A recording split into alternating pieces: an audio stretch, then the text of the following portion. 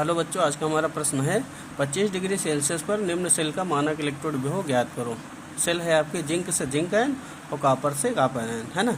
ये जिंक और zinc ion के बीच का विभवांतर बता रहा है, कॉपर आयन और कॉपर के बीच का विभवांतर बता रहा है और साल्ट ब्रिज बीच में लगा है ना। ये आपकी कंप्लीट आपकी डेनियल सेल है, ऐसे रिप्रेजेंट करी जाती है, आपको पहले से पता है।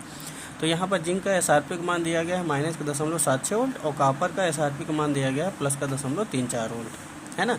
तो हमें निकालना है क्या, E0। तो E0 बराबर बच्चों फार्मूला होता है E0 बराबर formula E0 of cathode minus E0 of anode, ये फार्मूला होता है। तो हमें क्या करना है, E0 ऑफ कैथोड रखना है इधर और E0 ऑफ एनोड रखना है इधर। तो सबसे पहले हम लोग क्लियर करते हैं कि ये जो आपकी सेल है इसमें एनोड का हिस्सा कौन सा है, कैथोड का हिस्सा कौन सा है। देखो यहाँ पर ऑक्सीडेशन नंबर 0, तो 0 से +2 ऑक्सीडेशन नंबर इंक्रीज हो रही है, यहाँ +2 से 0 ऑक्सीडेशन नंबर डिक्रीज हो रही।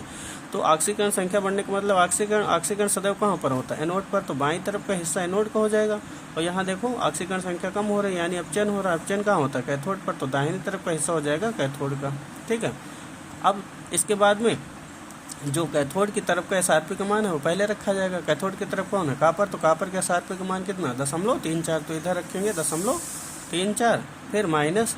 अब एनोड की तरफ जिंक है, तो जिंक का SRP का मान कितना, -0.76। तो इधर रखेंगे -0.76, है ना। इसके बाद में कैलकुलेट कर देंगे, है ना। तो 0.34 और माइनस माइनस प्लस हो जाएगा, तो 0.76 ऐड करेंगे तो आ जाएगा 1.10 वोल्ट, है ना। तो यही हो जाएगा E0, आसानी से निकाल सकते हैं, ठीक है। 1.10 वोल्ट, यही हो जाएगा क्या, E0। Thank you.